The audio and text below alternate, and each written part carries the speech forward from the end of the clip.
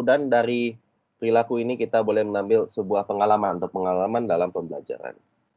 Oke, jadi ini ada beberapa prinsip-prinsip belajar. Ada 5 khususnya. Pertama adalah bagaimana kita bisa memotivasi dalam belajar. Bagaimana kita melihat peserta didik agar termotivasi untuk belajar. Oke. Menurut Bapak-Bapak, Ibu sekalian, motivasi itu apa sih sebenarnya untuk dalam pembelajaran itu? Silakan dijawab. Dorongan. Oke, dorongan untuk apa? Untuk belajar. Misalnya nih, contoh kasarnya seperti apa? Mengajak, memberi dorongan kepada siswa bagaimana proses belajar yang baik. Oke, boleh diterima. Oke, bagaimana lagi? Ya. Ada pendapat lain? Oke, kalau ada lanjut. Jadi motivasi itu ya kita memberikan motivasi lah agar mereka mau belajar. Menyemangati pelajar. Iya. Mungkin dengan contoh-contoh, apa cita-cita kamu? Gitu kan, contoh kan. Ya, saya jadi dokter. Jadi kalau kamu mau jadi dokter, kamu harus belajar dengan giat. Setelah kamu lulus sekolah, kamu ambil sekolah kedokteran dan sebagainya. Jadi kamu jadi dokter. Aja intinya seperti itu. Jadi kita harus memotivasi mereka. Apapun itu, mungkin mulai dari cita-cita kan. Itulah kenapa kalau kita dengan peserta didik yang sekolah dasar, kita mesti akan tanya cita-cita kan. Kan dari cita-cita itu kita bisa mengajar, bisa mengajak mereka atau bisa memotivasi mereka untuk belajar. Tentunya dengan kita harus memberikan sebuah perhatian kepada peserta didik kita. Kita harus berikan perhatian, apa sih dorongan, kita berikan dorongan. Contoh yang lagi peserta didik yang agak malas belajar atau bagaimana, kita harus berikan perhatian mereka agar dapat mengikuti pelajaran dengan baik. Atau misalnya mungkin menyatakan apa sih masalah dalam pelajaran, kita harus belajar khusus. Serta yang ketiga adalah aktivitas. Aktivitas dalam pembelajaran ini sangat penting dalam prinsip pembelajaran. Seterusnya adalah balikan. Feedback ini biasanya apa sih yang sudah mereka capai? Mungkin feedback ini bisa kita laksanakan dengan ujian mungkin ya. Dari ujian. Misalnya kita membuat sebuah, atau kuis, lebih tepatnya kuis lah kalau ujian terlalu berat. Mungkin kita sudah menerangkan ini itu. At the end of the day kita berikan sebuah kuis. Kita untuk melatih atau melihat indikator mereka sebagai indikator sejauh mana sih mereka telah menerima pembelajaran dari kita. Oke, seterusnya perbedaan individual. Jadi masing-masing murid memiliki kepribadian sendiri. Jadi kita tidak boleh melihat murid A itu sama dengan murid B atau murid C. Karena masing-masing punya tingkat keintelektual mereka sendiri. Mungkin yang A ini dia pintar dalam akademis, tapi untuk dalam pergaulan kurang. Apa sih yang kita harus lakukan kepada mereka? Atau mungkin yang B, pergaulan itu lebih tapi dia kurang dengan akademis. Apa sih yang kita harus lakukan? Jadi ada langkah-langkah untuk kita mengidentifikasi masing-masing murid kita. Oke. Itu kurang lebih itu saja dalam kegiatan belajar pertama, karena dia hanya membahas tentang karakteristik. Jadi kita sekarang masuki modul 1. Modul 1 ini lebih kepada pengenalan, apa sih strategi pembelajaran, apa yang kita harus buat sebagai guru untuk untuk membimbing peserta didik kita. Oke. Oh, Pak Sidik katanya istrinya melahirkan ya? Selamat. Oke. Saya lupakan itu. Oke, ada pertanyaan sampai di sini? Pak, boleh ulang ke slide yang pertama, Pak? Oh, yang ini. Ada proses. Ya. Ini apa? Proses. Ini lebih apa? Sudah nampak slide-nya, Bapak Ibu? Sudah. Oke, Pak. Oke. Sudah. Jadi ini lebih kepada apa? Lebih kepada ini saja, Pak, Bu. Jadi bagaimana caranya? Jadi pertama ini salah nih, saya harusnya perubahan perilaku nih silap nih. Ini betul. Oke. Itu yang betul. Jadi pertama adanya proses, ya kan? Jadi proses belajar ini adalah biasanya dilihat sebagai aktivitas pikiran atau perasaan. Jadi bagaimana caranya orang itu mempelajari atau mungkin cara-cara belajar. Misalnya cara belajar itu melalui proses mental atau emosional, misalnya cara proses berpikir mereka, atau mungkin proses merasakan sebuah pembelajaran. Itu lebih tepatnya begitu, Bu. Jadi kita bisa lihat apakah proses itu sudah maksimal guru lakukan kepada peserta muridnya. Apakah ada yang kurang? Kalau kurang kita tambahkan lagi. Misalnya kita kita memberikan pembelajaran matematika. Dari prosesnya itu kita harus mengajarkan rumus-rumus, ya kan? Apa yang kurang, apa yang terlewat misalnya. Kenapa sih siswa ini tak paham juga gitu kan? Itulah yang dilakukan oleh guru. Seterusnya dari proses itu kita lihat adanya sebuah perubahan perilaku kan. Perilaku itu tentunya dari pembelajaran itu perilakunya akan, kalau kita memberikan sebuah dorongan atau pembelajaran, tentunya dia akan merubah sifat atau sikap keintelektual mereka terhadap sebuah pembelajaran. Dan juga berdasarkan pengalaman juga kita bisa lihat juga bagaimana cara mengalami dalam arti belajar terjadi dalam interaksi antara individu dan lingkungan. Jadi kita lihat pengalaman-pengalaman yang ada pada lingkungan interaksi peserta kita, mungkin interaksi kepada guru dengan siswa. Apa yang dia sudah alami sebelum ini. Dia bisa lihat kan, oh ternyata sebelum ini saya sudah diajarin tentang matematika. Saya harus bisa. Jadi dia ada pengalaman atau mungkin sudah mengetahui lah atau mungkin ingat dengan apa yang sudah diajarkan dengan guru-guru kita. Jadi tiga proses nih. Pertama prosesnya apa, kedua adanya perubahan perilaku dari proses itu tersebut, dan sehingga dari perubahan perilaku itu akan membentuk sebuah pengalaman. Ini seperti itu, Bu.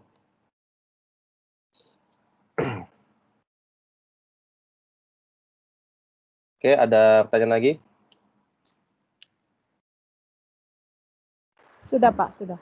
Oke, kalau begitu kita lanjut. Slide-nya kelihatan ya?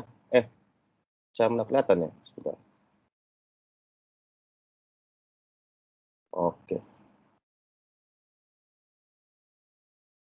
Sebentar. Oke, jadi dalam kegiatan belajar 2 ini, topik utamanya adalah perbedaan pendekatan. Yang nampak kan slide-nya? Oke. Nampak, Pak, nampak. Oke, sip. Oke, saya lanjut ya, Bapak Ibu-Ibu. Jadi dalam kegiatan pembelajaran 2 ini adalah perbedaan pendekatan, strategi, metode, dan teknik pembelajaran. Jadi apa sih perbedaan dan ini? Mari kita telusuri langsung. Oke, pertama adalah pendekatan pembelajaran. Pendekatan adalah cara umum dalam memandang permasalahan atau objek kajian. Ini dikutip oleh penulisan Johnny tahun 1922. Jadi guru hendak merancang dan melaksanakan pembelajaran dengan memperhatikan hubungan antar komponen pembelajaran untuk mencapai sebuah tujuan pembelajaran. Jadi dengan menerapkan pendekatan siswa aktif dalam pembelajaran, guru hendaknya mengembangkan pembelajaran yang memungkinkan dapat dijadikan wahana bagi siswa untuk terlibat aktif dalam memahami kekompleksan dunia. Jadi di sini ada dua pendekatan yang dikemukakan oleh Killen, yaitu pertama adalah pendekatan yang berpusat pada aktivitas guru atau mungkin teacher centric. Jadi guru ini sebagai pemberi materi, sebagai yang fasilitator kepada peserta didik. Dan juga ada pendekatan yang pusat pada aktivitas siswa. Ini bisa dikenali sebagai student centered, atau siswa ini berperan aktif dalam pembelajaran. Ini bisa lebih kepada kerja kelompok atau mungkin presentasi yang dilakukan oleh siswa. Oke. Dalam poin seterusnya adalah strategi pembelajaran. Nah, kita lihat di sini ada beberapa poin-poin tentang strategi pembelajaran. Yaitu pertama, strategi adalah ilmu atau kiat di dalam memanfaatkan segala sumber yang dimiliki dan atau yang dapat dikerahkan untuk mencapai tujuan yang telah ditetapkan. Jadi dalam strategi pembelajaran ini, kegiatan guru untuk memikirkan dan mengupayakan terjadinya konsistensi antara subjek-subjek atau komponen yang membentuk sebuah sistem pembelajaran. Jadi guru ini harus memikirkan dan upaya apa sih yang akan terjadi antara aspek-aspek komponen yang sistem pembelajarannya. Nah, tentu strategi pembelajaran pada dimensi perencanaan mengacu pada upaya secara strategis dalam memilih, menetapkan, dan merumuskan komponen-komponen pembelajaran. Jadi dalam dimensi ini tercermin pada saat guru mengembangkan rancangan pembelajaran. Nah, kita bisa lihat kan rancangan pelajaran itu apa? Seperti RPP. Kita bisa lihat apa saja indikator-indikator yang harus dipenuhi. Nah, kita bisa di situ strategi-strategi yang dilaksanakan oleh guru misalnya. Misalnya indikatornya apa? Siswa dapat menyelesaikan masalah aljabar di dalam kelas. Nah, kita bisa lihat di situ apa sih yang kita harus lakukan, apa strategi apa yang kita harus laksanakan dalam memenuhi indikator tersebut. Dan juga acuan utama dalam menurut strategi pembelajaran adalah tercapainya tujuan pembelajaran itu sendiri. Jadi bagaimana cara kita melihat strategi belajar itu telah tercapai, yaitu tujuan pembelajaran itu sudah terpenuhi. Nah, seperti itu kira-kira. Dan seterusnya adalah sebuah metode pembelajaran. Oke. Jadi metode adalah cara yang digunakan guru dalam membelajarkan siswa. Jadi dalam metode adalah berbagai cara kerja yang bersifat kreatif umum dan sesuai untuk mencapai tujuan-tujuan tertentu. Jadi ada beberapa bentuk metode yang kita kenal sebagai pertama metode berceramah. Jadi ini misalnya seperti guru menjelaskan, berbicara panjang lebar tentang materi pembelajaran di depan kelas. Itu misalnya bisa dibilang sebagai ceramah. Atau mungkin diskusi antara mungkin guru sebagai moderator dan juga peserta didik kita sebagai sebagai orang yang mendiskusikan sebuah pertanyaan tersebut. Jadi saya rasa Bapak Ibu paham kan, misalnya si A dan B mungkin dia telah menceritakan tentang undang-undang dasar misalnya kan. Undang-undang dasar ini dibentuk dari mana? Mereka diskusilah apa ya, mungkin berdasarkan pengalaman saya membaca buku ini. Jadi undang dasar ini dibentuk sebelum Indonesia merdeka gitu. Jadi adanya rancangan-rancangan. Jadi kita sebagai moderator, guru sebagai moderator kepada peserta kita. Oh ya betul apa yang si A cakap. Bagaimana pandangan si B, dan si C dan sebagainya. Jadi ada sebuah diskusi di situ di dalam sebuah kelas. Tentunya ada juga sebuah tanya jawab. Tanya jawab ini mungkin lebih kepada kuis yang konstan. Misalnya guru memberikan sebuah pertanyaan dan dijawab oleh siswa. Bagaimana dengan simulasi? Mungkin simulasi jalan raya, kita buat simulasi jalan di kelas di lapangan kan. Jadi kita bisa mempelajari rambu-rambu lalu lintas. Ada yang sebuah simulasi di situ. Misalnya bagaimana cara kita tertib lalu lintas, atau mungkin simulasi ekonomi atau di simulasi pasar. Kita bisa menerangkan dengan kita bisa beli uang mainan, ya kan, bagaimana cara mereka transaksi jual beli. Itu bisa menambah ilmu matematika dan juga ilmu ekonomi mereka, ilmu sosial dalam dunia perdagangan. Tentunya ada pemberian tugas yang diberikan oleh guru terhadap muridnya. Tugas-tugas itu bisa berupa materi-materi untuk merefresh balik atau sebagai kita bisa lihat sejauh mana pemahaman peserta didik kita dalam menganggapi materi-materi kita, atau mungkin demonstrasi atau eksperimen, pemecahan masalah, inquiry dan sebagainya.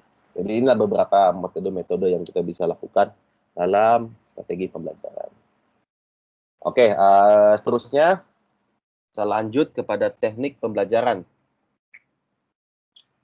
Jadi teknik pembelajaran ini mengacu pada ragam khas penerapan suatu metode sesuai dengan latar penerapan tertentu seperti kemampuan dan kebiasaan guru, atau mungkin ketersediaan peralatan, kesiapan siswa dan sebagainya. Jadi adanya sebuah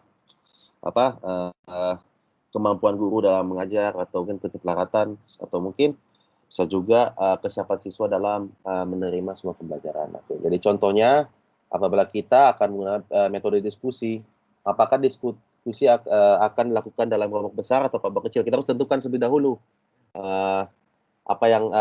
metode-metode yang kita telah lakukan.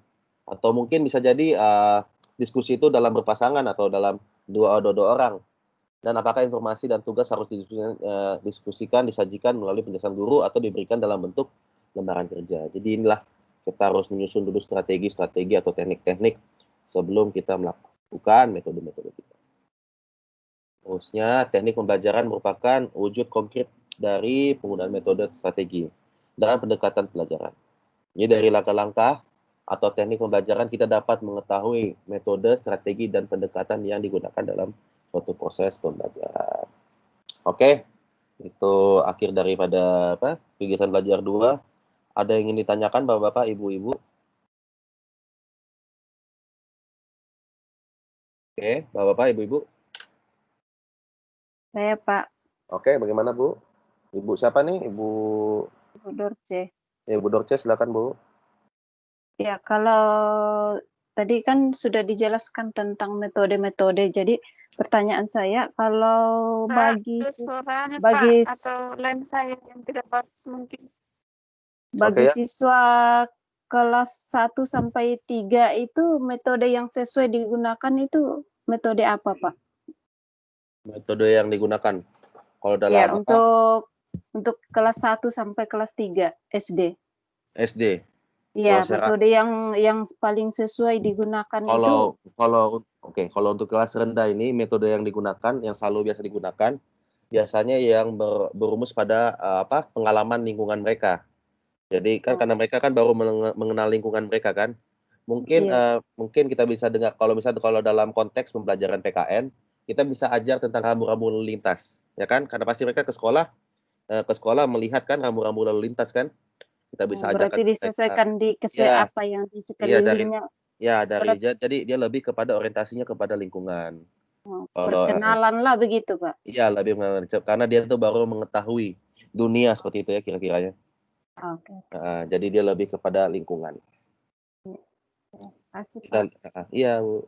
Ya, silakan Bapak Ibu ada yang mau ditanya lagi sebelum kita lanjut ke Saya Pak.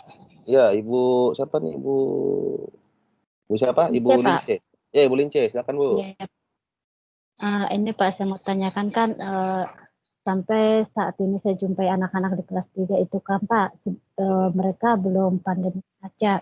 Saya pun sudah berbagai metode saya lakukan supaya mereka ini pandai membaca tapi masih juga tetap. Jadi metode apa yang boleh saya lakukan itu Pak ya? Membaca. Wah, ini susah juga karena kalau di Indonesia setahu saya kalau dia belum bisa membaca belum bisa masuk SD sebetulnya Bu ya. Ya kan? Cuma mungkin Iya Pak itulah. kan. Itu dia itu ada apa teman-teman? Ada yang bisa menjawab? Ada yang bisa bantu menjawab? Karena ini sangat konkret apalagi Ibu sudah melakukan metode-metode yang dilakukan. Ibu boleh sharing ke kita Bu. Metode apa saja yang Ibu sudah gunakan sebelum ini? Misalnya saya mengambil misalnya yang ada ABC itu Pak kan, ABC itu kan. Iya. Nah, terus saya letakkan di meja satu-satu mulai dari A, saya letakkan ini huruf apa. Nah, terus baru ada I-nya di depan A ini. Nah, coba sebut tapi mereka pun masih susah. Kalau Ibu Ya. nampak Bu, ada tidak motivasi mereka agar mereka bisa membaca gitu? Itu pun kalau pulang sore itu saya membagi kertas itu Pak kan. Supaya mereka pelajari di rumah. Jadi besok saya boleh tes lagi tapi sama aja Pak. Iya, karena sebetulnya karena belajar ini kita kalau ingin ya kan khususnya untuk yang baru masuk sekolah misalnya, pentingnya ada motivasi tersebut karena kalau tanpa ada motivasi mereka tidak akan macam malas-malas untuk belajar.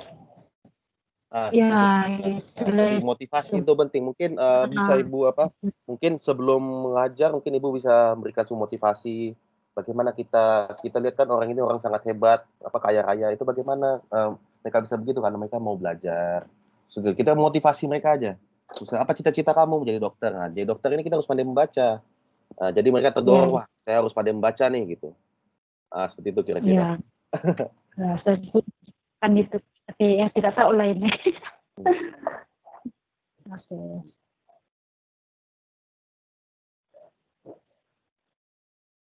Oke, ada pertanyaan lagi Bapak Ibu-ibu? Oke, gimana Bapak Ibu? Si Pak Sidik ngelahirin anak ini ya, istrinya katanya. Ingin dapat hadir. Lanjut, Pak. Iya, oke lanjut ya. Oke. Lanjut Pak. Oke, jadi dalam kegiatan belajar 3, saya menjelaskan sebuah poin utama yaitu faktor-faktor penentu dalam pemilihan strategi dan pembelajaran. Jadi Ya, Pak, faktor-faktor apa lanjut. sih? Jadi faktor-faktor apa sih yang untuk sebagai penentu dalam pembelajaran? Oke, pertama, kita bisa di sini tujuan pembelajaran. Jadi dalam tujuan pembelajaran ini adanya sebuah keterampilan intelektual. Jadi keterampilan intelektual itu apa sih? Jadi keterampilan intelektual itu merupakan keterampilan pikiran, keterampilan keterampilan intelektual itu merupakan sebuah keterampilan kita dalam berpikir atau dalam pemikir. Jadi kita ini kita kan sudah diberi anugerah untuk berpikir. Jadi bagaimana kita menggunakan pikiran kita untuk dapat terampil, khususnya dalam sebuah pembelajaran. Jadi pertama, ini ada beberapa tahap-tahapan keterampilan intelektual dibagi yang terbagi atas beberapa tahapan. Pertama, diskriminasi atau diskriminasi yang di sini membentuk sebuah diperlukan sebagai prasyarat untuk menguasai, karena ada sebuah diskriminasi. Jadi kita ada yang punya syarat untuk ingin menguasai, sehingga munculnya sebuah konsep-konsep konkret yang dalam konsep itu adanya sebuah aturan-aturan atau konsep terdefinisi yang diperlukan sebagai prasyarat untuk menguasai, sehingga dibutuhkan sebagai prasyarat untuk menguasai. Jadi dari aturan ada sebuah prasyarat-prasyarat bagaimana kita bisa menguasai sebuah masalah, dan yang digunakan untuk dapat melakukan aturan-aturan tingkat tinggi. Nah, sehingga dari semua pemikiran ini munculnya sebuah pemecahan masalah. Oke, seperti ini ya, kita lihat. Oke, pertama diskriminasi dan diskriminasi. Diskriminasi ini merupakan sebuah kemampuan. Kita bisa membandingkan benda-benda secara fisik. Apakah benda itu diamati itu sama atau mungkin berbeda dengan yang lainnya. Jadi dari situ kita lihat yang seperti tadi saya bincangkan, terbagi dalam konsep-konsep konkret. Jadi konsep konkretnya apa sih? Jadi konkret ini seperti konsep menunjukkan sebuah sifat atau atribut objek yang nyata yang bisa terlihat oleh mata kasar, seperti warna atau mungkin bentuk sebuah sifat atau bentuk sebuah bentuk dan juga ukuran. Atau mungkin konsep-konsep ini juga disebut konkret karena menyangkut objek yang konkret, umpamanya benda-benda yang sudah ada di sekitar kita, mungkin mobil lintas dan sebagainya. Dan juga ada juga konsep terdefinisi. Definisi ini biasanya yang kita bilang, yang bisa terbilang, yang kita bisa beritahu. Seperti seorang telah mengalami atau konsep definisi bila orang tersebut dapat menjelaskan atau menjadi contoh mendeskripsi atribut objek wisata, misalnya Candi Borobudur. Dia bisa mendefinisikan apa sih Candi Borobudur itu. Candi Borobudur itu dibangun sebelum Masehi.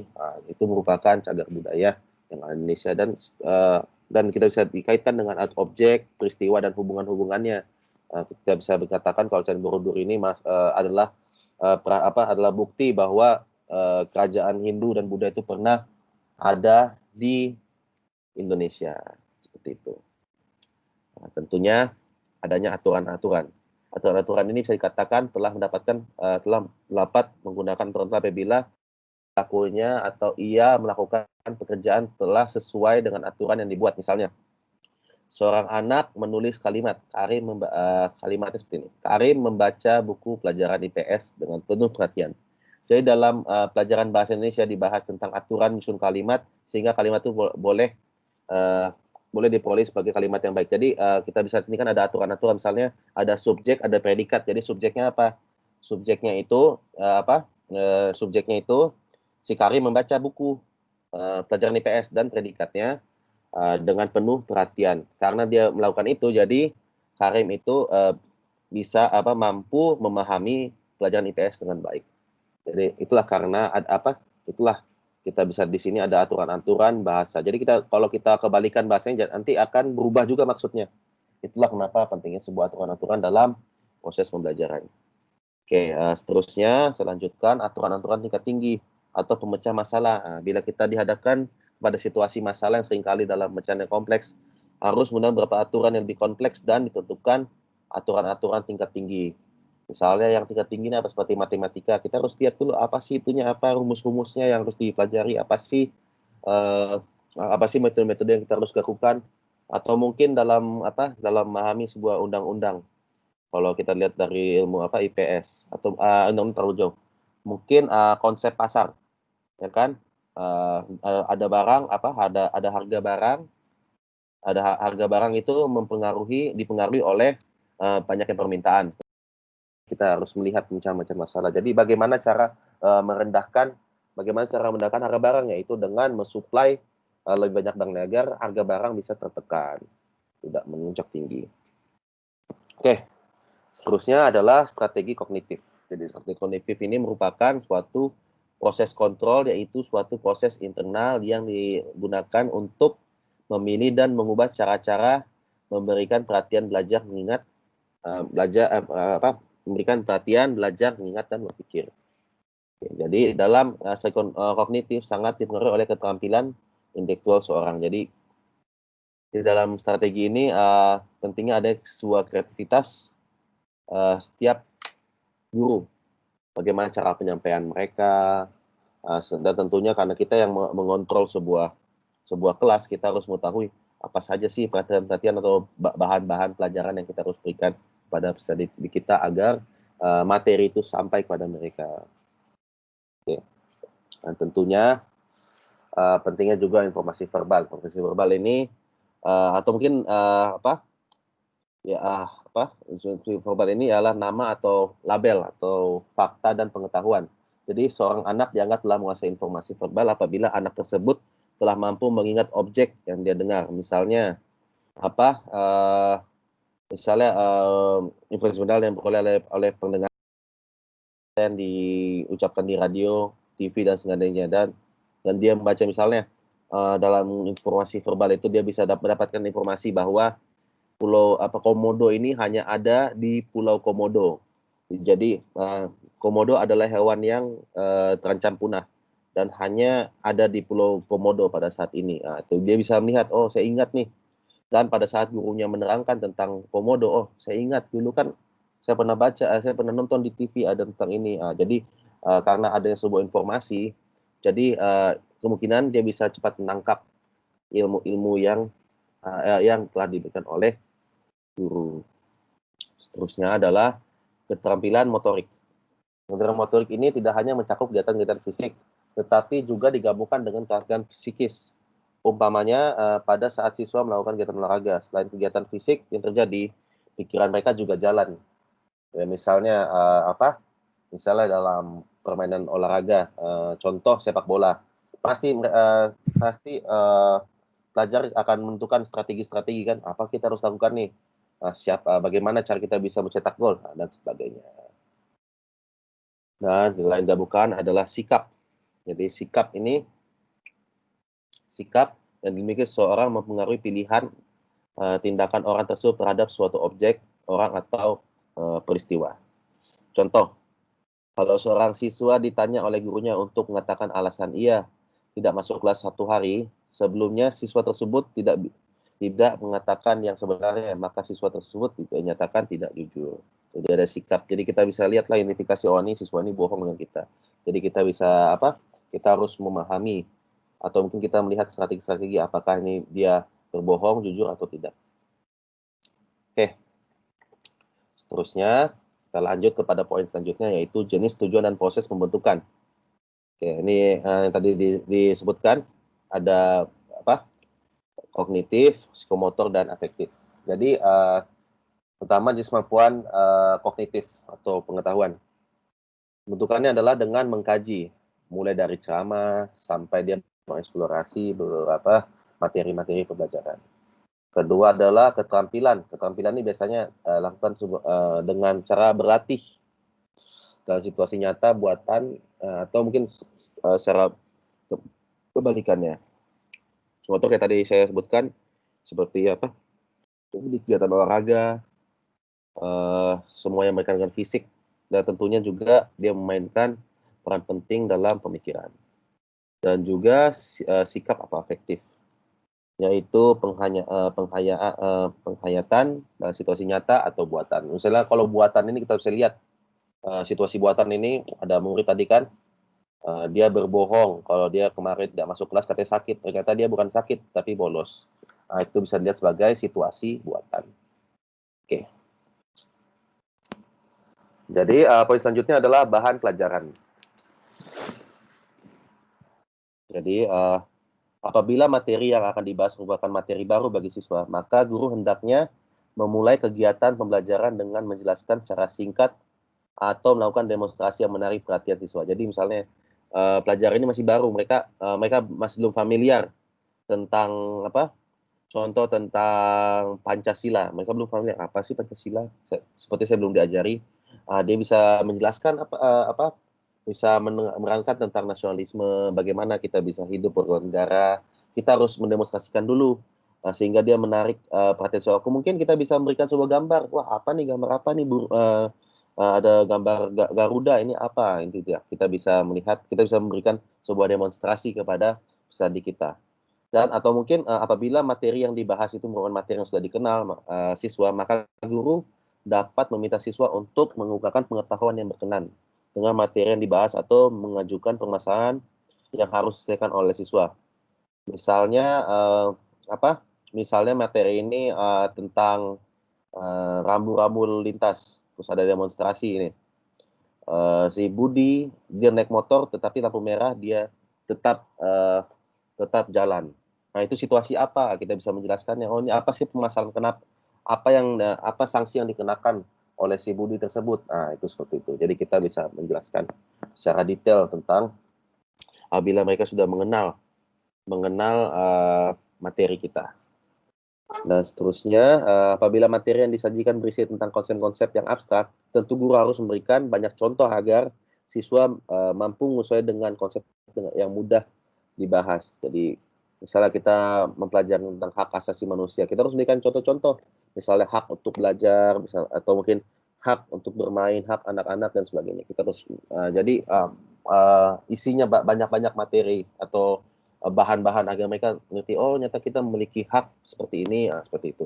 Kira-kira seperti itu. Jadi karena ini hal yang baru, jadi kalau hal yang baru kita harus memberikan sebuah contoh-contoh agar dia mampu menguasai dan memahami apa konsep yang dibahas. Oke, seterusnya siswa. Jadi, faktor siswa tidak boleh diabaikan dalam menentukan, memilih dan menggunakan strategi pelajaran, karena siswa ini adalah individual yang kita ajar, yang kita didik.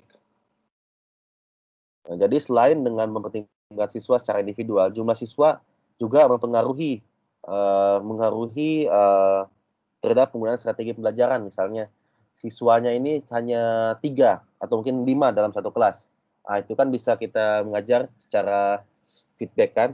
Misalnya kita mau menjelaskan sesuatu, kita bisa fokus kepada kemampuan siswa tersebut. Tetapi apabila siswanya banyak, kita bisa mungkin kalau misalnya siswanya ada 50 atau 40, kita bisa membuat sebuah forum diskusi. Jadi mereka saling mendiskusi satu sama lain. Jadi adanya bertukaran pikiran. Jadi dia lebih efisien dalam proses pembelajaran.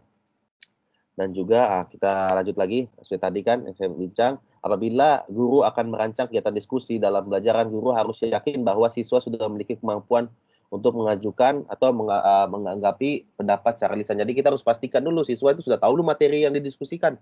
Kalau belum tahu kan percuma saja diskusi itu berjalan. Dan juga apabila guru melakukan kegiatan di laboratorium, guru harus yakin bahwa siswa sudah terbiasa dengan laboratorium tersebut.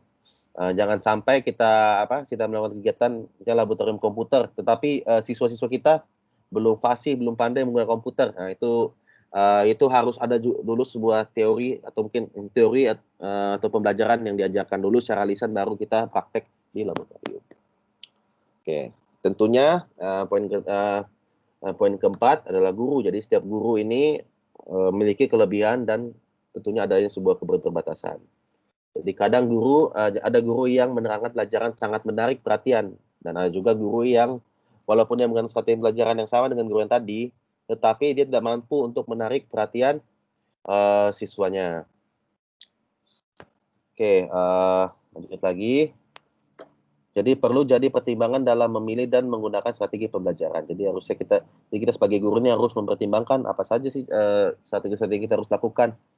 Misalnya tadi kan contohnya dia sampai kelas 3 SD pun belum bisa membaca. Apa sih yang kita harus lakukan? Kita sudah memberikan bahan ajaran, kita sudah memberikan PR, tapi tidak juga tidak juga dilaksanakan, belum bisa juga membaca. Caranya mungkin kita memberikan situasi lain yang out of the box, yang di luar dari pemikiran mereka. Mungkin kita bisa memberikan motivasi lagi, karena tanpa motivasi pastinya siswa itu akan malas-malasan, tidak penting lah mungkin ini dalam membaca. Itulah kenapa kita perlunya ada motivasi, atau mungkin adanya kegiatan konseling, atau mungkin kita bisa tanya kepada siswa tersebut, kenapa sih kamu masih lambat dalam membaca, apa concernnya, apa yang belum tidak paham, kenapa susah gitu. Nah, mungkin dan saya rasa ini motivasi adalah hal yang paling penting dalam sebelum kita melakukan sebuah kegiatan pembelajaran. Oke, dan juga yang tentunya kita sebagai guru juga harus memiliki fisik yang kuat, kita harus sehat, jaga badan kita agar tidak sakit, terutama pada saat kita ingin mengajar. Karena kalau kita sakit pasti kita akan hilang konsentrasi, ya itu juga akan mempengaruhi kualitas mengajar kita. Oke, yang kelima adalah sarana atau alat dan sumber atau ruang dan waktu. Bisa lihat di sini. Oke. Alat yang menjadi pertimbangan kita dalam memilih dan menggunakan strategi pembelajaran ialah alat peraga. Misalnya kita belajar tentang geografi, kita bisa menggunakan sebuah peta, atau mungkin globe kan, misalnya di mana bumi itu bulat, seperti itu. Atau peta, di mana letak Indonesia, di mana letak Amerika Serikat, atau mungkin gambar, contoh hutan yang tandus, atau mungkin contoh gambar-gambar pertanian yang hijau, sebagainya. Atau mungkin foto, atau mungkin chart itu mungkin dia lebih spesifik kepada angka peningkatan ekonomi Indonesia, atau grafik dan sebagainya. Ini bisa digunakan, kita bisa menggunakan alat-alat bantu untuk mempermudah peserta kita untuk memahami materi yang kita ajar. Serta jumlah dan karakteristik alat tersebut dapat dijadikan bahan pertimbangan kita dalam memiliki atau menggunakan strategi. Jadi kita tidak boleh menggunakan semua, tentunya akan bingung juga kan.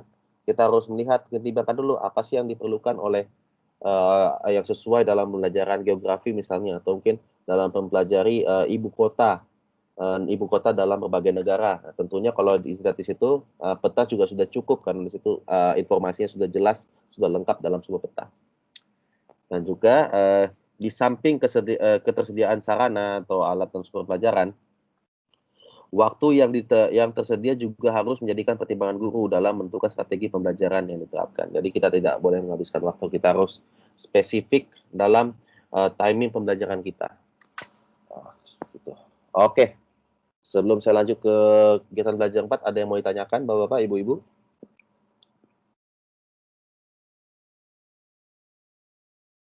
Halo? Apakah masih di situ?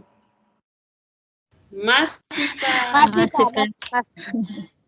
Pertanyaan dulu, adakah? Saya ingat lari semua.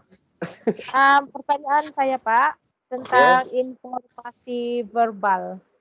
Oke, verbal ya. Verbal ini dia lebih kepada seperti informasi yang menggunakan suara atau Iya, betul. bagaimana? Iya, dia suara. Jadi karena dengan suara jadi kita ingat.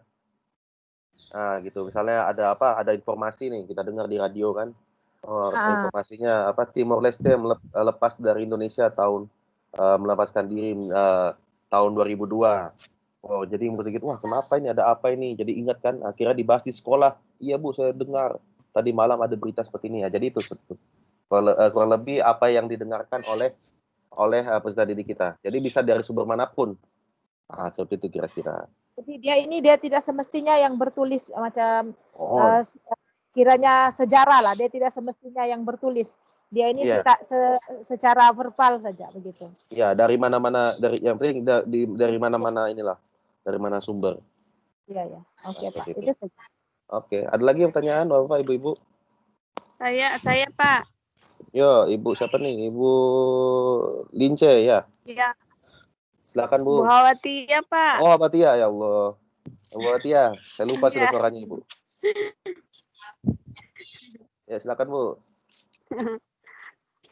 Ini Pak, pertanyaan saya, bagaimana cara kita mengajar supaya anak-anak yang kita ajar itu menarik perhatian kita begitu? Kan biasanya ada satu anak, bosan lah ibu itu sejak bosan dia bilang. Mungkin kalau saya sebagai murid, saya suka ini apa? Dengan adanya sebuah tontonan video. Setuju nggak, Bu? Ganti metode. Itu juga Pak.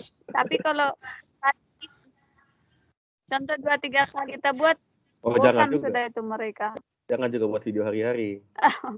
Oh ini ya, Mungkin jarang-jarang Kak.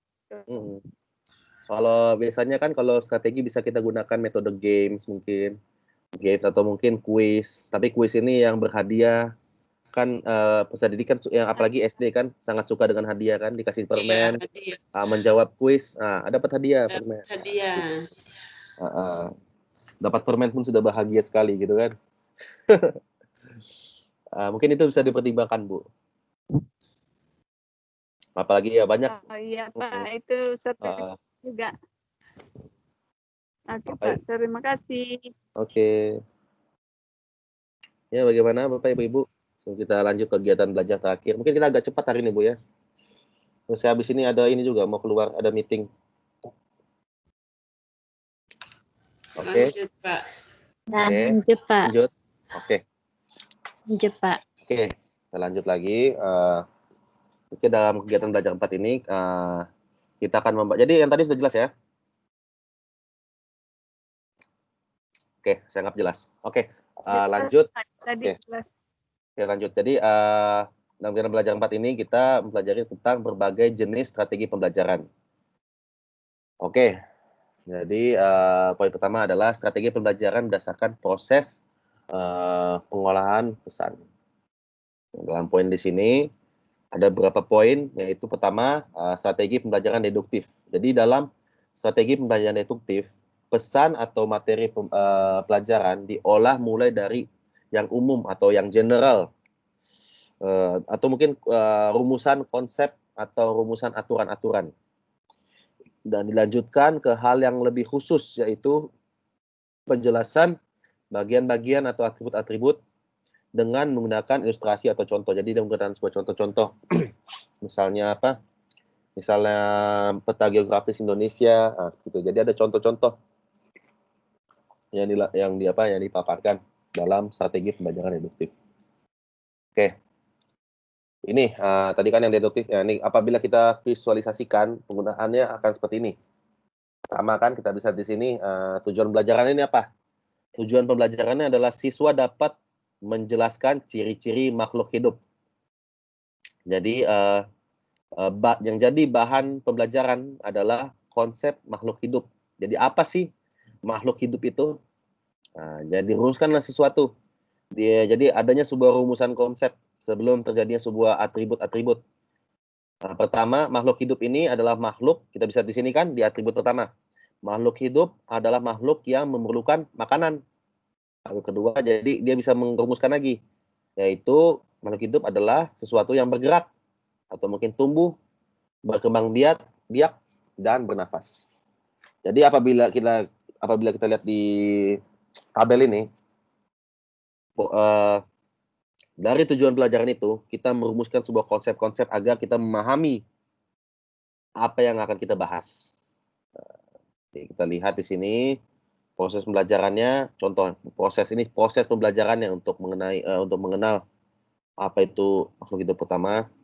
Mula-mula guru menuliskan rumusan konsep di depan papan tulis. Misalnya, tadi kita lihat tadi kan konsep makhluk hidup.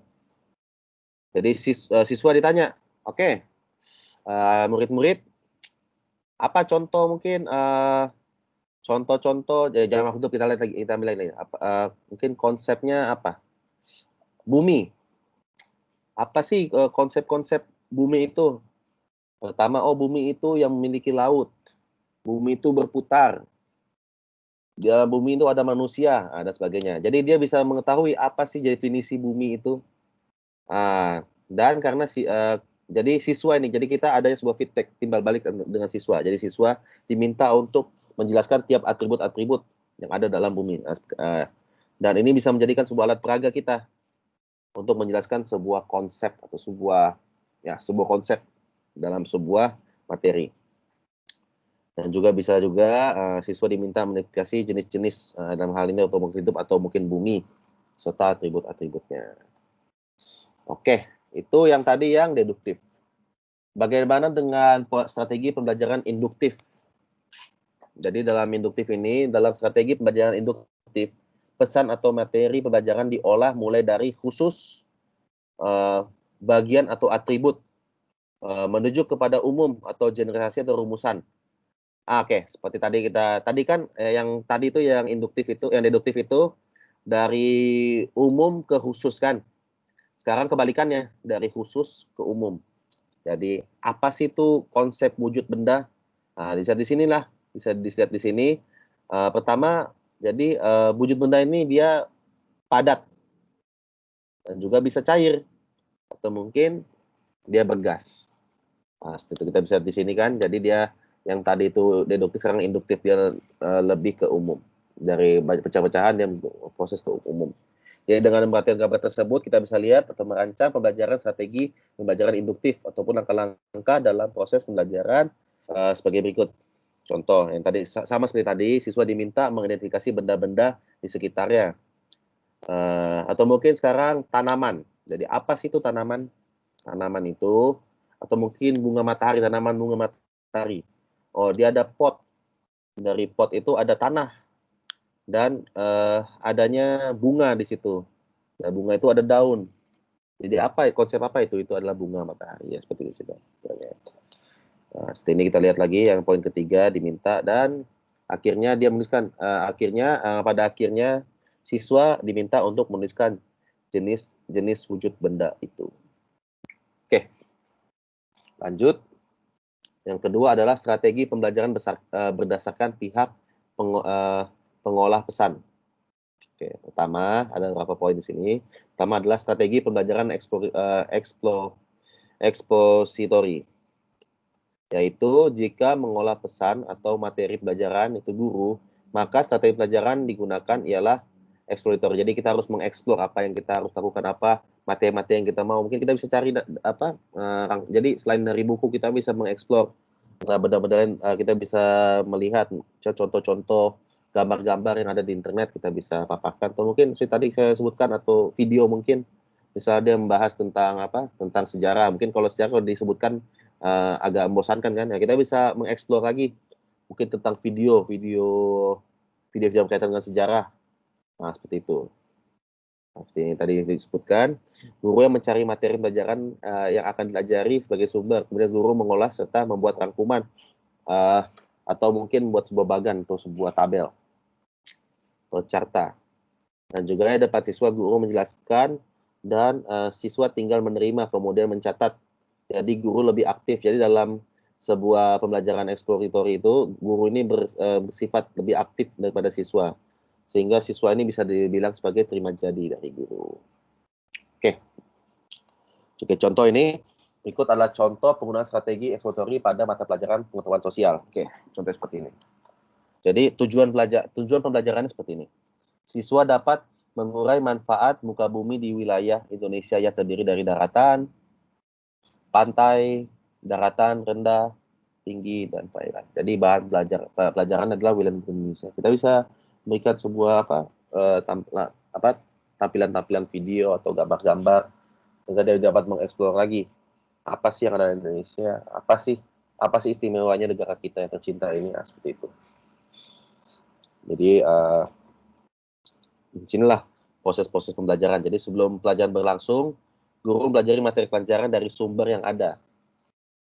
Kemudian membuat sebuah rangkuman. Pertama, guru menjelaskan materi pelajaran secara rinci kepada siswa. Pada saat menjelaskan, sebaiknya guru menggunakan alat peraga. Nah, bisa seperti gambar. Jadi lebih menarik, lebih mengeksplor. Setelah selesai menjelaskan, guru melaksanakan tanya jawab untuk mengetahui pemahaman siswa terhadap penjelasan yang diberikan. Jadi pentingnya ada sebuah feedback atau tanya jawab. Jadi kita bisa melihat tanya jawab itu sebagai indikator apakah siswa ini sudah paham belum dengan materi yang kita ajarkan. Kurang lebih seperti itu. Dan juga siswa di bawah bimbingan guru menyimpulkan materi pelajaran tersebut. Dan siswa diminta untuk mencatat materi pelajaran atau mempelajari kembali di rumah masing-masing. Bisa jadi kita bisa memberikan PR, jadi dia bisa mengulang kaji lagi apa sih yang sudah diajarkan dalam kelas. Oke, yang poin kedua adalah strategi pembelajaran heuristik.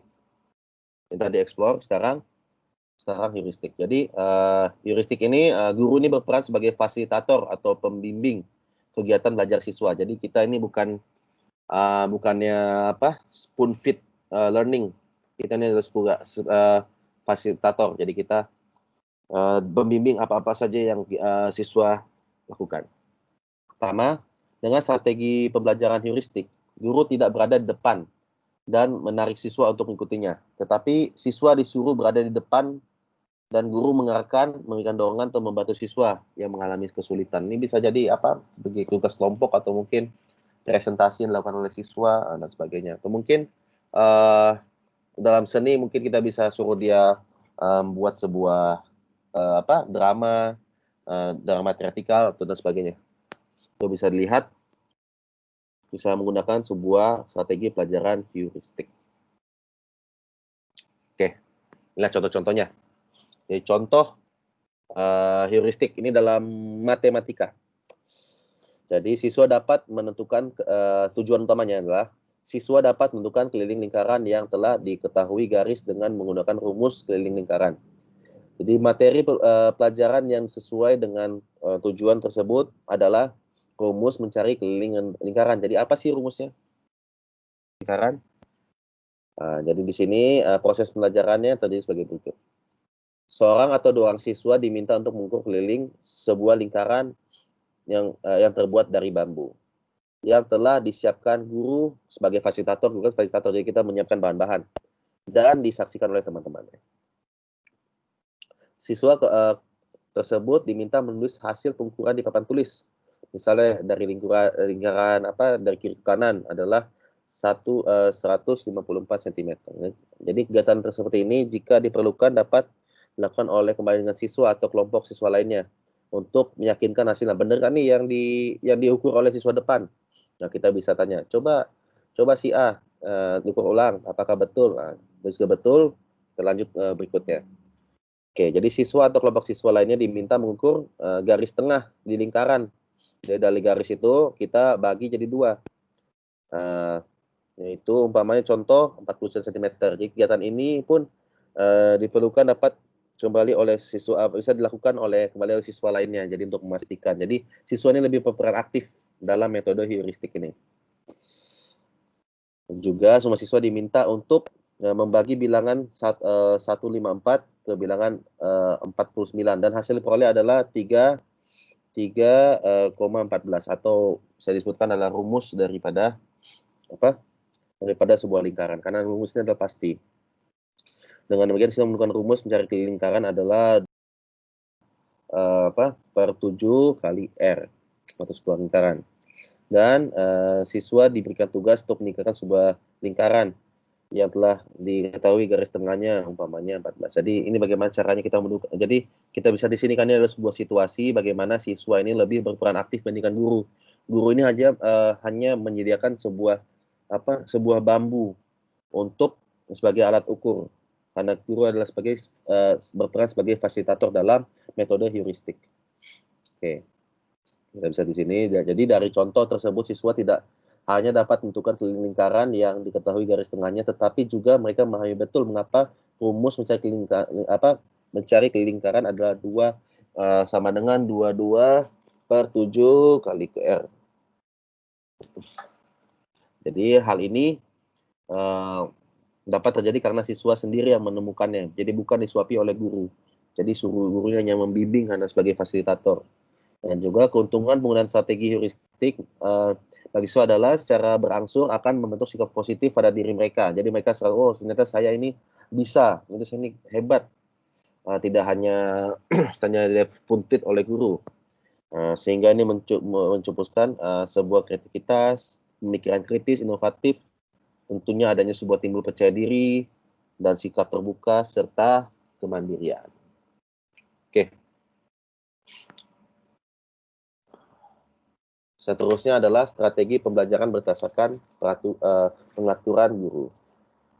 Jadi dilihat dari sisi pengaturan guru, dikenal dua jenis strategi pembelajaran, yaitu strategi pembelajaran seorang guru dan bergu atau team teaching, jadi ada dua guru.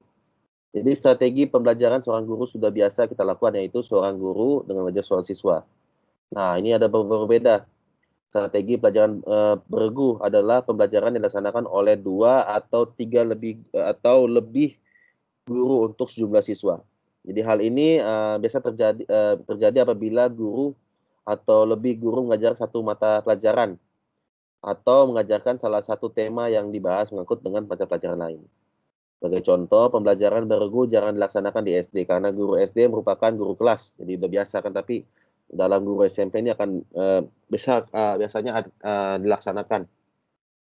Jadi misalnya guru yang mengajar di guru SD ini kita bisa tahu kan, jadi dia mengajarkan semua mata pelajaran kecuali mata pelajaran olahraga dan kesehatan, pendidikan agama dan kesenian. Oke, ini ada beberapa contoh yang tadi. Jadi beberapa orang guru mengajarkan satu mata pelajaran, yaitu mata pelajaran bahasa Indonesia. Jadi beberapa orang guru mengajar sesuai dengan pembagian tugas yang telah disepakati. Ada guru yang bertugas mengajarkan membaca, menulis, dan mengarang. Jadi dalam pelajaran bahasa Indonesia ada 2 guru. Karena juga jadi dia lebih kepada spesifik atau lebih kepada keterampilan guru tersebut. Dan ada juga guru yang mengajarkan tata bahasa, kosakata. Dan ada juga guru yang mengajarkan kesusastraan. Atau mungkin beberapa orang guru mengajarkan salah satu tema yang membahasnya menyangkut berbagai mata pelajaran, misalnya topik kehidupan dalam keluarga dibahas dalam mata pelajaran agama, olahraga, dan kesehatan, serta pengetahuan sosial.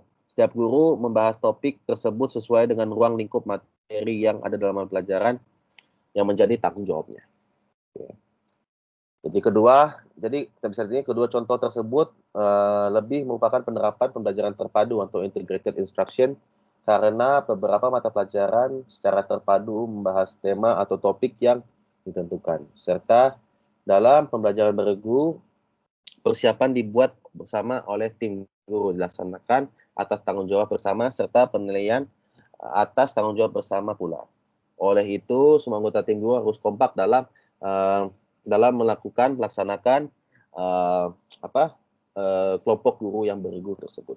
Jadi ini adalah sebuah strategi yang ada di sekolah. Biasanya ini dilakukan oleh sekolah yang kekurangan guru.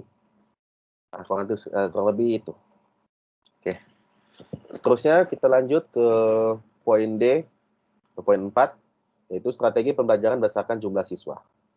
Nah, ini menarik juga nih. Jadi dengan memperhatikan jumlah siswa, dikenal 3 strategi pembelajaran, yaitu pertama, strategi pembelajaran klasikal, kedua kelompok kecil, dan kedua individual. Jadi strategi pelajaran klasikal dan kelompok kecil sudah biasa kita lakukan. Jadi kita lihat klasikal itu misalnya yang sekarang kita lakukan lah saat ini. Ada 1 guru dan banyak murid. Itu klasikal, itu hal yang sudah biasa. Oke. Sementara untuk strategi pembelajaran individual ini sangat jarang dilakukan. Malah masalah individual ini lebih kepada belajar sendiri di rumah. Terutama dalam sekolah. Terutama dalam sekolah dasar atau sekolah menengah. Jadi contoh menggunakan strategi pelajaran individual adalah belajar sendiri dengan paket pelajaran atau modul. Seperti Bapak Ibu kan di UT kan, mungkin di rumah apabila sudah memiliki modul dia akan belajar sendiri kan, apa saja sih yang sudah ini, sehingga pada saat tutorial nanti, oh saya tahu nih, saya tadi habis membaca ini, ternyata dijelaskan lagi oleh Bapak tutor dan sebagainya. Juga strategi pembelajaran individual. Siswa belajar secara perseorangan sehingga mungkin siswa dapat maju sesuai dengan kecepatan masing-masing. Dia harus menunggu atau mengejar siswa lainnya. Jadi sebelum siswa mendapatkan sebuah pelajaran di kelas, dia sudah belajar dulu apa saja nih. Nanti apa-apa yang dia belum tidak paham, dia boleh menanyakan pada gurunya di kelas. Ini ada strategi pembelajaran berdasarkan jumlah siswa. Oke. Dan seterusnya adalah strategi pembelajaran berdasarkan interaksi guru dengan siswa. Jadi atas dasar pentingnya interaksi guru dengan siswa, ada 2 strategi pembelajaran, yaitu pertama adalah strategi pembelajaran tatap muka dan strategi pembelajaran melalui media. Jadi strategi pembelajaran tatap muka ini sudah biasa dilakukan setiap hari, baik menggunakan alat peraga maupun tidak. Jadi kita bisa di sini kan ada alat peraga. Alat peraga ini mungkin misalnya slide presentasi kan. Jadi adanya sebuah feedback antara guru dengan siswa. Atau mungkin bisa jadi apa? Alat peraga mungkin papan tulis dan sebagainya. Nah, kalau ada juga yang tidak, misalnya guru hanya untuk menyampaikan sebuah ilmu, nanti siswa yang menulis apa yang disampaikan oleh guru. Oke. Dan penggunaan strategi pembelajaran tatap muka yang baik dengan sendirinya yang menggunakan alat peraga, karena siswa akan lebih memahami yang diajari guru. Karena kalau ada alat peraga kan kita bisa lihat kan, oh nyata ini ya nampak apa yang di materi yang diberikan oleh guru. Walaupun pada saat yang sama juga kadang-kadang guru juga menjelaskan alat peraga pun siswa boleh paham apabila guru itu menyampaikan materi dengan baik. Tapi tidak dengan mata pelajaran matematika, karena kita harus melihat angka-angka yang ada di papan tulis. Terusnya pada penggunaan strategi pembelajaran melalui media, guru dengan siswa tidak secara langsung bertatap muka, tetapi melalui media. Siswa berdialog dengan media sebagai wakil guru. Misalnya bisa jadi contoh mungkin video kan bisa jadi wakil guru mungkin. Dia bisa adanya sebuah video tentang sejarah Indonesia contohnya. Nanti pada saat ada yang nggak paham, bisalah menanyakan guru, ini kenapa nih begini Bu, kenapa adanya sebuah panitia pelaksanaan kemerdekaan dan sebagainya. Dan juga guru harus menyiapkan media yang dapat merangsang siswa aktif belajar dan mengandung umpan balik bagi kegiatan belajar atau pekerjaan siswa. Jadi salah satu media yang dapat digunakan ialah paket pembelajaran melalui modul pembelajaran, atau mungkin melalui TV, pelajaran melalui kaset audio, pembelajaran melalui video, dan mungkin komputer, atau sekarang bisa jadi menggunakan internet dan sebagainya. Oke, sebelum saya akhiri, apakah ada pertanyaan Bapak Ibu-Ibu?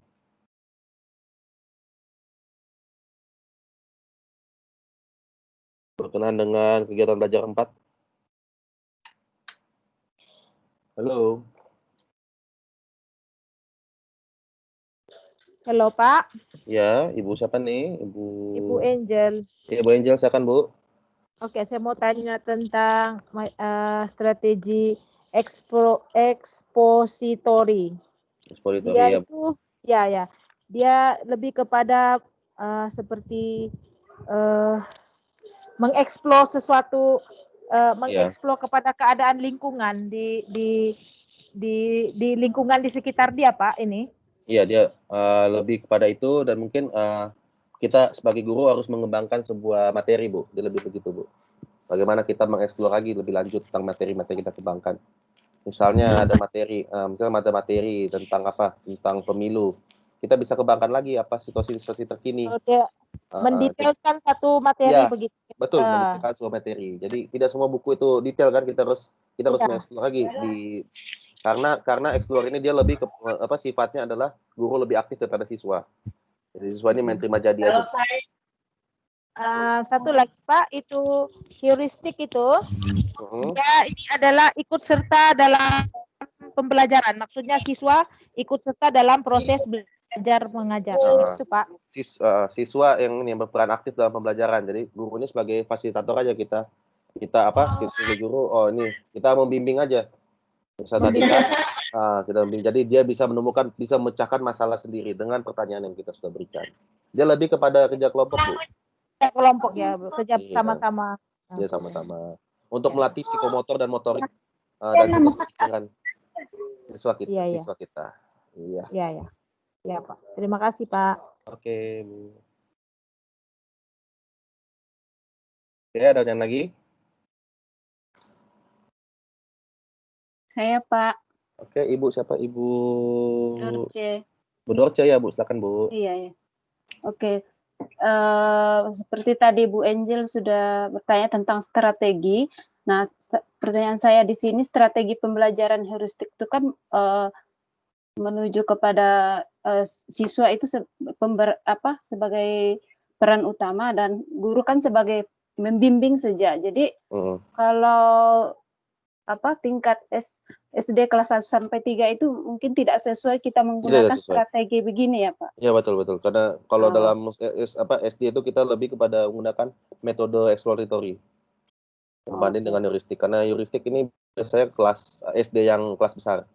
Oh, kelas 4 sampai 6 lah 4 sampai 6, sesuai. ya, 4 sampai 6. Oh. Seperti Oke, itu Pak. kira-kira. Karena dia Karena dia sudah mampu berpikir kan, sudah banyak pengalaman kan. Dan biasanya biasanya usia kelas 4 sampai 6 ini sudah cenderung lebih mandiri dalam mengatasi proses pembelajaran. Oh iya. Oke, terima kasih, Pak. Iya, Bu. Oke. Gimana, mau lanjut? Kita buat diskusi sekarang. Semuanya hadir kan sekarang nih? Pak Antus, kenapa tadi ada suaranya ya? Hadir, Pak. Ada yang terkeluar, kayaknya jaringannya tidak bagus, Pak. Ada apa? Ini Pak Antus nih, saya rindu suaranya nih. Pak Antus speaker dia rusak. Memang Oh kali. gitu. Tidak, Pak, tidak. Oke, jadi kita ada berapa? 9 orang ya di kelas. Oh, Pak Sidik nggak hadir ya. Jadi mari kita diskusi. Ada pertanyaan gini. Tolong kongsikan pengalaman Anda kepada rekan-rekan mahasiswa atau mahasiswa selama Anda mengajar di sekolah. Dan strategi apa yang Anda lakukan dalam untuk mengendalikan situasi di kelas sehingga kelas itu menjadi menarik bagi peserta didik. Oke, ada yang mau sharing? Bapak, Ibu-ibu? Khususnya yang sudah jadi guru. Kalau saya, Pak, lebih menggunakan expository dan heuristik tadi itu. Contoh seperti apa, Bu? Situasinya seperti apa, Bu? Contohnya? Situasinya seperti sekarang ini kan saya mengajar di kelas 4 dan 5. Pemikiran mereka dengan yang tahun lalu saya mengajar di kelas 2 itu berbeda. Jadi sekarang saya menggunakan strategi ini, ternyata dia lebih berkesan, Pak. Ini. Dia lebih macam dia dalam buku itu dia bagi satu benda, tapi dia tidak details. Jadi kita kembangkan dia lagi. Iya, betul. Gitu. Oke, terima kasih Bu Angel. Ayo, Bapak, Ibu-ibu ada pengalaman lain yang mau dikongsikan? Kita bisa memahami apa sih itu exploratory, heuristik. Mungkin pasti sudah nampak kan, Bu, Bapak, Ibu-ibu, apalagi yang sudah mengajar di kelas metode-metode seperti ini, strategi-strategi pembelajaran seperti ini. Yuk, Pak Antus, tadi ada suaranya Pak Antus. Bu Hawa, selalu nampak Ibu ada di di status tuh, Bu, mengajar. Silakan, Bu, boleh dikongsikan, Bu. Halo.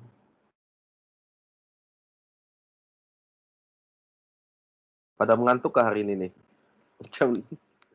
Ya, Ibu Hawa. Iya, Bu, jelas, Bu. Pak, Ya, Bu. ini tanya dulu, Pak, ini. Oh, boleh tanya. Jelas. Mungkin saya tak terputus tadi, Pak. Oke. Karena itu strategi pembelajaran yang disebut oleh Ibu Angel tadi. Expositor itu, Pak. Itu kami belum dengar dari tadi. Terkeluar. Oh, oke. Yang ada dua itu, Pak, exploratory sama apa itu? Dedukatif sama heuristik. Oh. Heuristik. Jadi heuristik. Exploratory ini, Bu. Jadi exploratory ini guru ini harus mengembangkan materi dari berbagai sumber-sumber yang ada. Jadi kalau kita lihat di buku kan dia memang menjelaskan sesuatu, tapi kurang lengkap bagaimana cara kita sebagai guru, sebagai fasilitator atau sebagai orang yang mengajar peserta didik agar dapat meningkatkan pemahaman siswa kita lagi, yaitu dengan cari di sumber-sumber di internet mungkin, atau mungkin di media massa dan sebagainya. Jadi kita kembangkan lagi, karena untuk strategi pembelajaran exploratory ini, guru ini cenderung lebih aktif daripada siswa. Yang siswa ini lebih sifatnya terima jadi apa yang guru sampaikan. Nah, yang heuristik ini adalah kebalikan daripada exploratory, yaitu guru ini hanya berperan sebagai fasilitator dan pembimbing kegiatan siswa. Sebagai contoh tadi yang saya sebutkan kan, ini ada contohnya. Guru ini memberikan sebuah bambu dan menentukan berapa keliling. Ini kulit. Ya, jadi itu intinya heuristik ini siswa yang berperan aktif di depan. Ya, jadi bagaimana caranya biar siswa mendapatkan, jadi ada sebuah pertanyaan kan, contoh pernyataannya seperti ini. Siswa dapat menentukan keliling lingkaran yang telah diketahui garis dengan menggunakan rumus keliling lingkaran. Jadi materi pelajaran yang sesuai adalah rumus mencari keliling lingkaran. Jadi apa sih rumusnya untuk mencari keliling lingkaran? Kalau kita tahu kan rumusnya itu adalah 22/7 kali R atau kali round. Ya kan? Jadi kita bisa lihat, kita bisa buat 2 lingkaran besar di papan tulis, kita kasih bambu dan kita kasih penggaris yang besar, dan diukurlah oleh siswa. Nah, ini siswa ini bukan hanya satu siswa aja yang mengukur, jadi beramai-ramai siswa-siswa lain ikut memastikan kalau ukuran daripada lingkaran itu 154, dan dari 154 itu dibagi 2. Nah, sehingga apabila kita 154 membagikan bilangan ini tersebut akan menjadi 33,14, dan demikian siswa juga bisa menemukan rumus mencari lingkaran tersebut. Jadi itulah intinya, siswa ini menemukan sendiri permasalahan yang diberikan oleh siswa, atau bisa menjawab sendiri tanpa ada campur tangan. Jadi guru ini sifatnya sebagai fasilitator atau moderator. Misalnya kalau ada salah baru kita perbaiki. Tapi kalau misalnya situasinya terkendali, tidak ada masalah, kita bisa membiarkan siswa untuk terus. Dan ini biasanya heuristik ini dia sesuai untuk kelas besar. Untuk kelas 4, 5, 6. Itu kira-kira Bu Hawa. Ya Pak, dipahami sudah. Sorry. Oke, silakan Bu, Bapak, Ibu-ibu, ada lagi yang mau bertanya? Bertanya atau memberikan atau mengongsi pengalaman lah selama mengajar. Apa sih strategi-strategi yang dilakukan? Pak, saya mau tanya dulu. Oke, ya. Ibu siapa nih, Ibu? Lydia. Ibu Lydia, ya Bu, silakan Bu. Pak, macam mana ya kalau kita membangun siswa supaya berperan aktif dalam pembelajaran? Setelah penjelasan, yang pertama itu kan kita sebagai guru kan menjelaskan dulu tentang apa materi yang diberikan. Kemudian Kemudian bertanya lagi kepada siswa yang sudah kita pelajari sebelumnya, ditanya kembali, siswa tersebut tidak tahu lagi. Terus macam mana ya Pak? Macam mana mereka tuh berperan aktif dalam belajar begitu? Ya, tentunya kalau kita mau menggunakan metode secara heuristik, tentunya siswa itu harus paham dulu dengan materinya. Tapi kalau tidak paham, itulah kenapa perlunya sebuah strategi exploratory. Karena kita harus mengeksplor apa saja sih langkah-langkah, misalnya dalam buku ini tidak lengkap kan? Atau mungkin penyampaian kita salah. Bagaimana sih cara kita mengeksplor lagi? Mungkin siswa ini lebih suka kalau ada video. Nah, kita bisa gunakan video. Dengan video mungkin dia akan lebih paham tentang sejarah contohnya. Atau mungkin video ini beranimasi yang kartun. Seperti itu. Itu kenapa kita sering lihat kan, guru-guru biasanya juga memberikan sebuah paparan video. Karena mungkin itu cara terbaik bagi anak-anak agar bisa paham materi yang disampaikan. Nah, seperti itu. Saya kira seperti itu. Jadi itulah pentingnya sebuah strategi pembelajaran exploratory. Atau mungkin bahasa Inggrisnya explore. Kita mengeksplor apa sih yang harus dilakukan. Itu.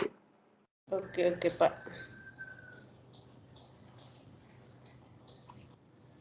Ya Bapak Ibu ada lagi pertanyaan yang ingin atau mungkin kongsi pengalaman. Saya hari ini tidak dengar suara Pak Antus nih. Dia bilang tiada jam kali. Tiduran kali. Saya boleh kongsi? Boleh. Silakan Bu. Kita berdiskusi. Boleh kongsi saja supaya orang lain dengar. Silakan Bu. Kalau saya kan di CLC unit 3 unit Malaka 3 dan 4 di TKB 3. Kalau dalam 2 minggu itu saya sendiri yang mengajar dari kelas 1 sampai kelas 8 SMP ya. Oke. Kemudian 2 minggu lagi baru dibantu oleh guru bina karena ada 2 TKB, jadi harus mondar-mandir, baru Woi. jauh. Ya, sangat ya, mau 30 km kah Wis. saat setengah hari perjalanan baru sampai. Woi, boleh tahan. Boleh tahan. Tahan kan guru binanya.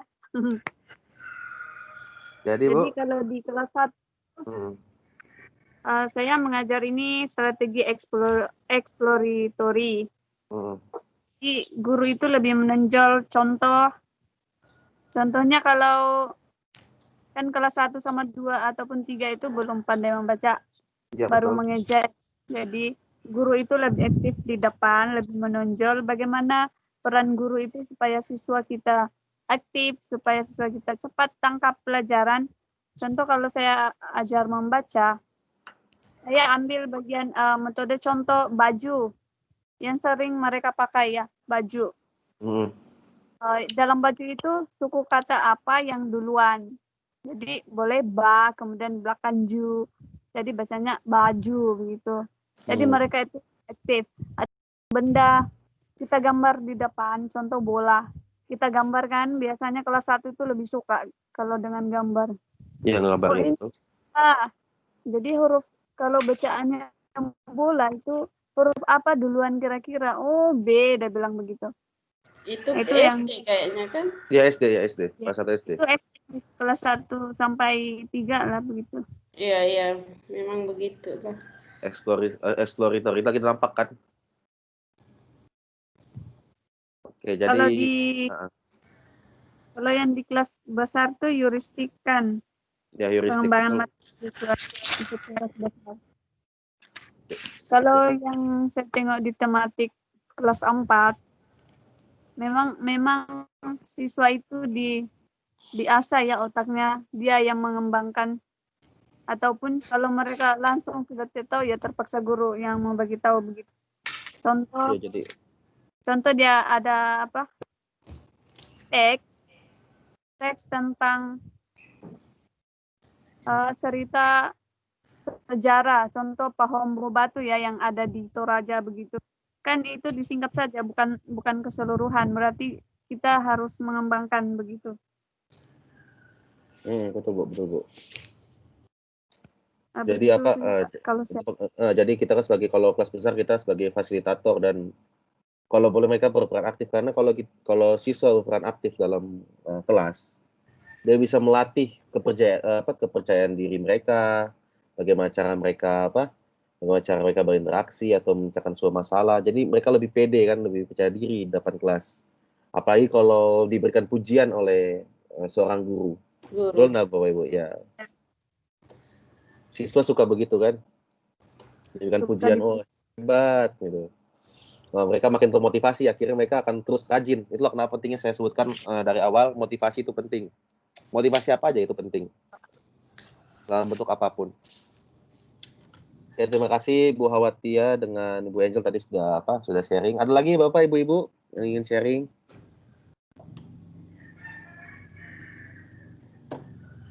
Bu Lydia? Saya baru-baru juga mengajar Pak yang betul-betul. Jadi saya dengar sejak dulu. Ada apa Bu? Kalau Ibu mau sharing apa? Kalau saya begini Pak, di SMP banyak juga ada guru bina juga mengeluh begitu. Kenapa ya siswa ini kita sudah mengajar, dikasih penjelasan buat metode apa saja digunakan, tapi kalau ditanya balik sama juga. Itu guru bina pun mengeluh juga Pak.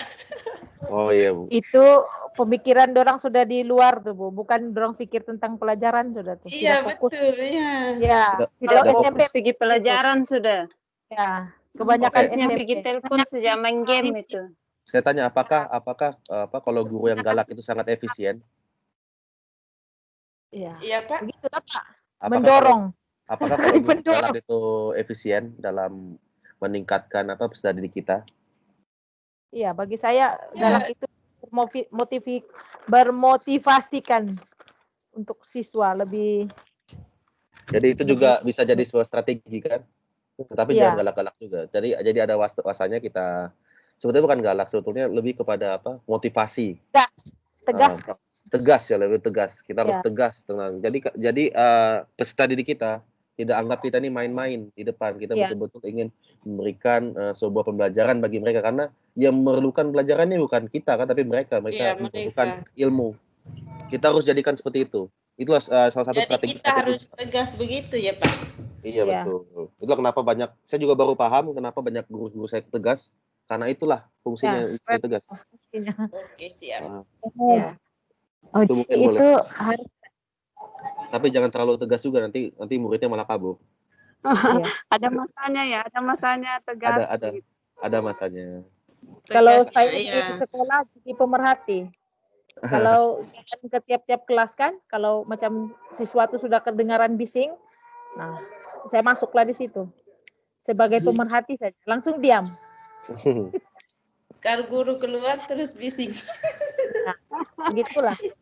Oke, jadi apalagi ada nggak strategi-strategi yang Bapak Ibu yang lakukan dalam proses belajar mengajar? Khususnya untuk mengendalikan situasi kelas ini menjadi menarik bagi Iya. peserta didik. Bermain game, ngajak dia main game. Oke, Begitu. boleh. Menggunakan sarana, Pak, alat bantu mengajar begitu, supaya lebih kelihatan menarik. Oh ya, Pak, saya baca di WhatsApp Pak Lukas. Pak Lukas, nanti saya kirim slide-nya, nanti bisa dipelajari sendiri saja nanti. Ketinggalan Pak Lukas, kasihan. Oke, kalau begitu ada yang bertanyakan lagi perihal dengan yang keseluruhan tentang pelajaran kita hari ini?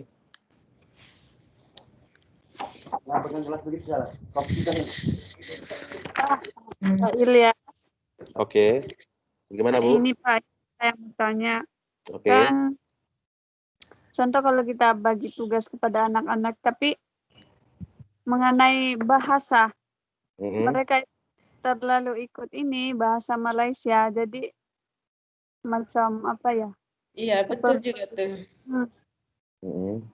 Macam dia punya seperti pikiran dia di situ sejak. Macam dong buat pakai bahasa Malaysia sejak kan? Ya, macam soalnya lain, pertanyaannya jawabannya juga lain begitu. Wah, itu susah juga itu, karena saya juga sekolah Ya, Malaysia dulu. jawaban kadang dorang buat ke apa? Bahasa Malaysia. Ya, jadi nggak nyambung begitu. Iya, betul, Pak. Atau membuat sebuah aturan mungkin, Bu, dilarang menggunakan bahasa Malaysia dalam kurikulum Sebab Indonesia. kita kan belajar bahasa Indonesia, iya betul juga tuh. Kan? kalau saya Pak, saya Indonesia. Apa solusi yang Ibu kira-kira Ibu lakukan? Kalau saya mungkin akan buat sebuah aturan. Jadi adanya Ya, sebuah buat peraturan kita kan ada- bahasa Indonesia, jadi belajar berbahasa Indonesia. atau mungkin sebenarnya bahasa Malaysia nggak salah. Ya, Iya. kita bisa belajar bahasa apapun. Tetapi karena ini kurikulum Indonesia, karena ini kurikulum Indonesia, jadi kita harus menggunakan bahasa Indonesia sebagai pengantar kita. Iya, betul juga. Nah, mungkin bisa sampaikan seperti itu. Jadi tidak berkecil hati juga kan. ya. Oke. Bagaimana Bapak Ibu?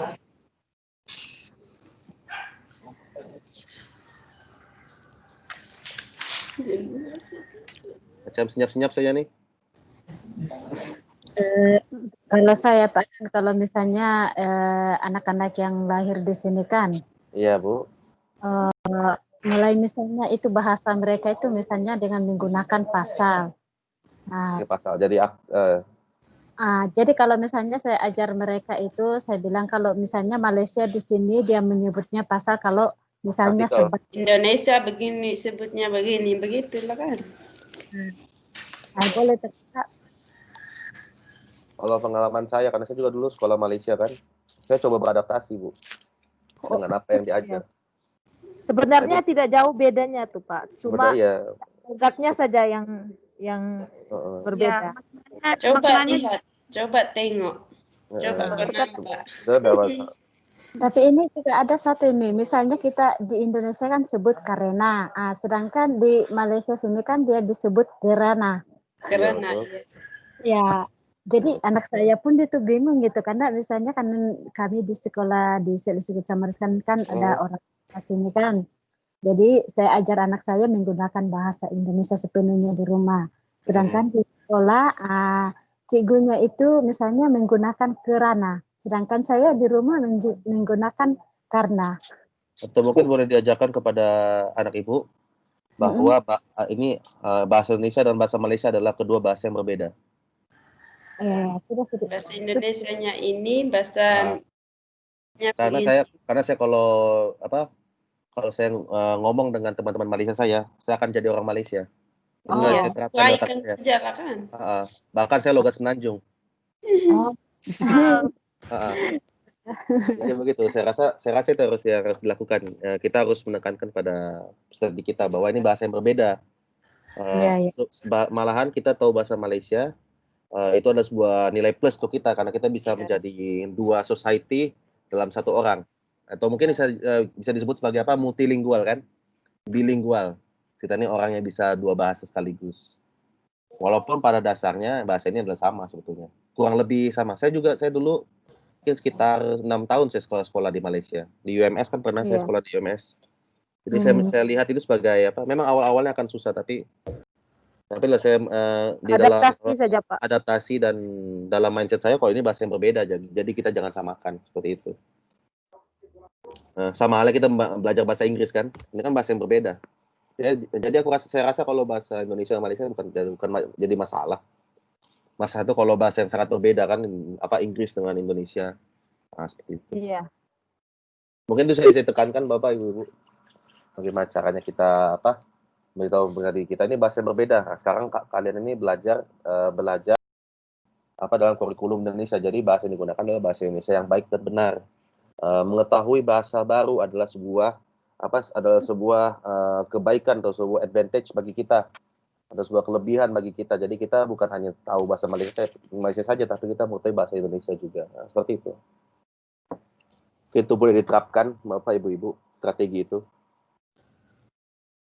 Jadi ada sebuah motivasi, ada sebuah penjelasan. Kita menjelaskan kenapa kita tidak boleh, mungkin kita boleh jelaskan kenapa sih tidak boleh menggunakan bahasa Malaysia dalam pembelajaran Indonesia. Karena ini sekarang kita belajar di kurikulum Indonesia, bukan kurikulum Malaysia.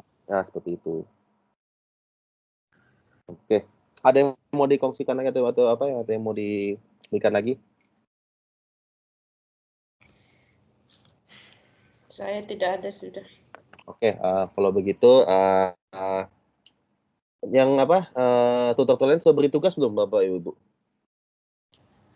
Sudah, Pak. Sudah, Pak. Oh, sudah tugas. Nanti saya kirim tugas melalui WhatsApp aja ya. Iya. Iya. Oke. Sudah bisa akses LMS belum? Belum, Pak. Belum ya. Oh, sama juga saya juga belum. Ya, kalau begitu saya tidak ada pertanyaan lagi kan? Tidak ada, Pak. Oke, kalau gini saya absen tapi saya rasa hadir semua ini. Ya, kalau begitu terima kasih atas kehadirannya. Sampai jumpa minggu depan. Nanti tugas itu saya akan kirim ke WhatsApp-nya. Jadi apa-apa seperti macam semester lalu juga kita akan kontak via WhatsApp. Oke, terima kasih Bapak Ibu. Selamat sore dan sampai jumpa. Semangat pagi. Terima kasih, Pak. Terima kasih. Terima kasih, Pak. Ya.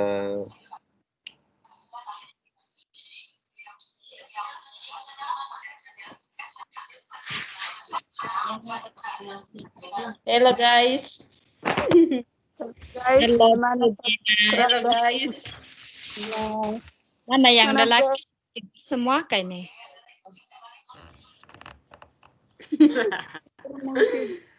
Kok keluar Tidur celang.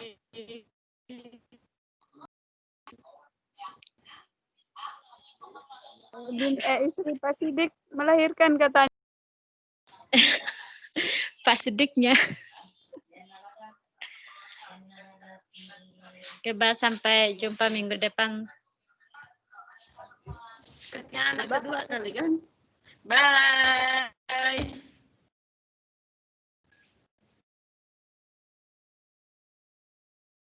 Bye Bu Linde. Bye Bu Dorce. Sudah, Bu. Habis sudah. Alah, baru dapat masuk nih.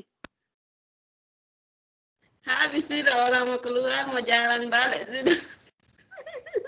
Alah, ada tugasnya Kak Bu? Nanti dibagi lewat. Dan nanti di-share ke grup. Oke Bu.